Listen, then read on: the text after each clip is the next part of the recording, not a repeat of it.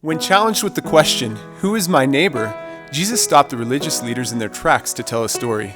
A man was beaten unconscious, obliterating any ability to talk, and stripped of all clothes so that no one could have identified him as Jew, Gentile, or any other ethnicity. The only label that fit was human. And the only person who cared enough to rescue the man was labeled as an outsider, a Samaritan. God sees and hears the cries of the vulnerable like the Samaritan man, and Jesus wants us to see the greatest human rights challenge ever. Do we see the vulnerable here? They're all around us. There are over 700 kids in foster care in El Paso County right now because they were abused or abandoned. There are at least 15,000 women 18 to 64 years old right now without access to medical care.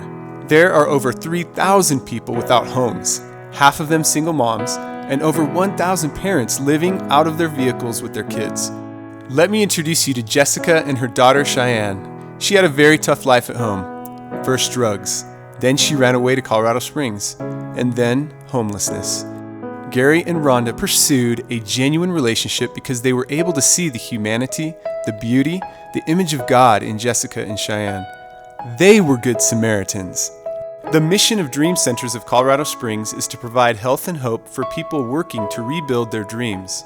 Health becomes holistic by following Jesus. We are actually invited to enter into our neighbors' lives and God's mission. So how do we accept this invitation? We pray. When we pray, we receive God's grace as He opens our eyes and ears to see and hear the cry of the vulnerable. We pursue. We go to the margins to meet people. We pour ourselves out.